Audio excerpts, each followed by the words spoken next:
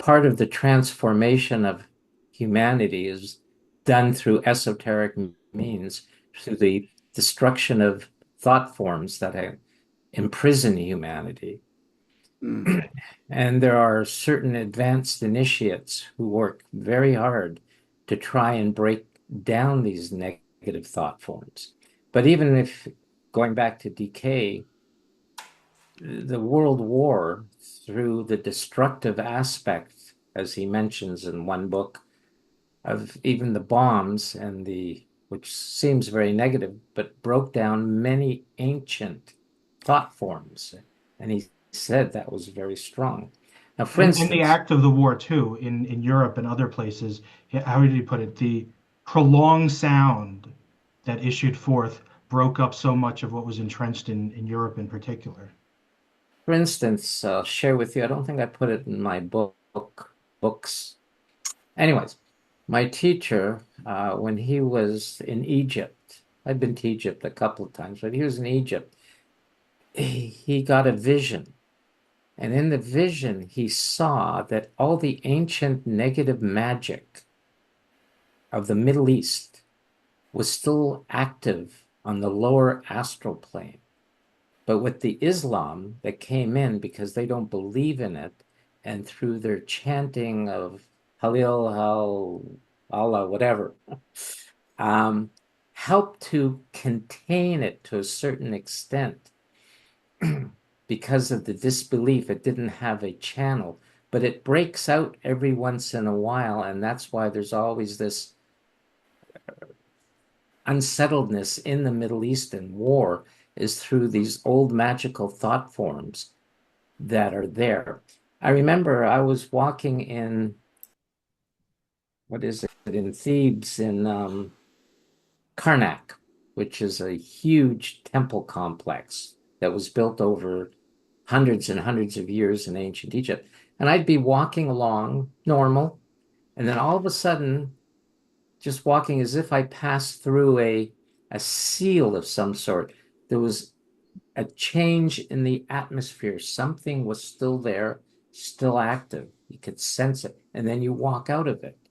So, had some other experiences there of certain types of forces that are still very active. They're very negative, very powerful, especially around the pyramids in Giza and the Valley of the Kings. There's a lot of magic there. Probably other areas too, but I've been there several times. So there was also something related to how many wars have been in the area of the Ukraine, going back through the times of the Moguls coming across and through. If you read Mabel Collins, The Blossom and the Fruit, I don't know if any of you, she wrote this story, as she said at some point, it could be true or not. It's a story of initiation, but about one of the wars that occurs in the story. But then after the war, she describes the, in India, they call them bhutas, the elemental forces that are active over the war, what do you call it, the battlefield, after, you got all the corpses and everything. It gives some idea of these forces that are around, that people don't have any idea that even exist. But in Egypt, they're very powerful. India is very different. There are forces there, but India, because for centuries they've chanted bhajans and mantras, keeps it, everything has a much more, not as negative an effect. There are, of course, negative effects, and Tibet also. So these things happen all over the world. Um, and that's what drives so many things. And people are driven and held bondage by these ancient thought forms. Um, I know, Danielle, you said Croatia, Croatia. So I Yugoslavia, know when driving through Austria, through going to, I forget, it was so long. Slovenia, probably. Pardon me? Slovenia? Yeah, something long time. When you're going through the mountains, they have these mountain passes, modern highways. But every once in a while, there's a little altar, like a little shrine, right? Yeah. Yeah. These shrines are to hold down some of these forces that are there. I have actually seen these forces cause accidents. Hmm. You think it's something, for instance, I know this is way off topic, Joshua, so if you want to edit it out. No, no, no. We like off topic. It's more freewheeling. Okay. We'll So get I back was to driving East along on a activation. very dark November night, afternoon, but it was very dark. I had my lights on, and I'm a car length, a little bit more than a car length behind another car, um, on a highway.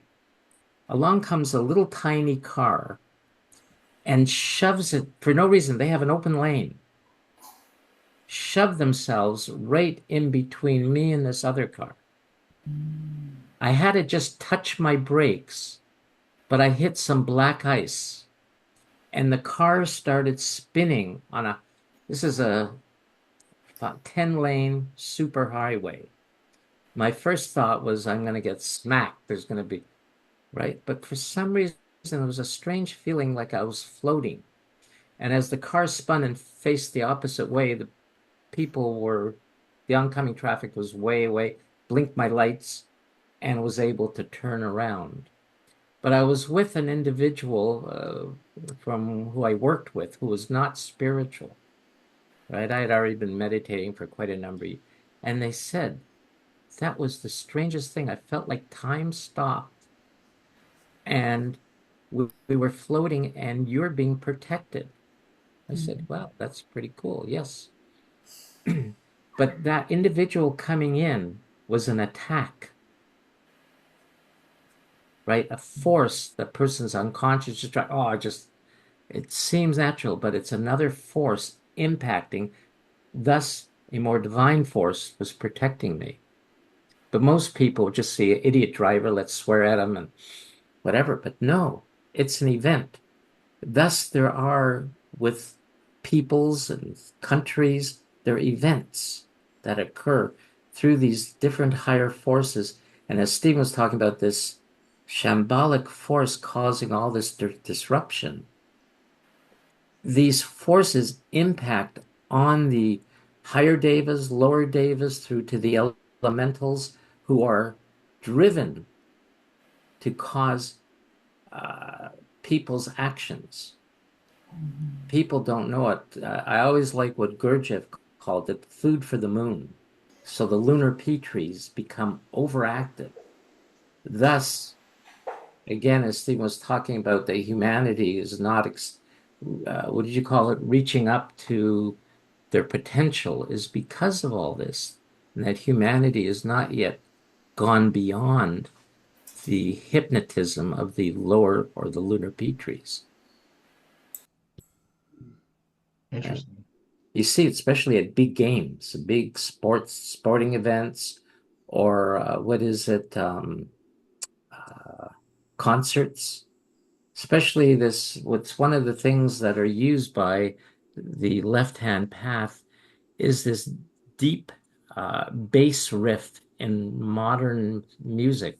You go into a restaurant, you hear the boom, boom, boom. Some of the music, they probably not in Thailand, but throughout Canada and United States, Applebee's and all those kind of places, right? They have this music, this undertone of this techno rock or something. What would you call it?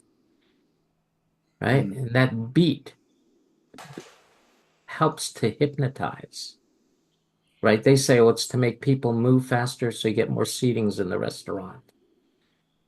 But that's also the dark brotherhood, or I call them LHP, who know how to manipulate humanity.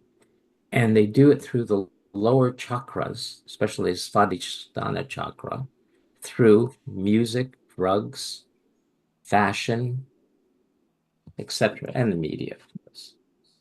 Yeah, That's what media's hypnotizes us, right? We want to look good.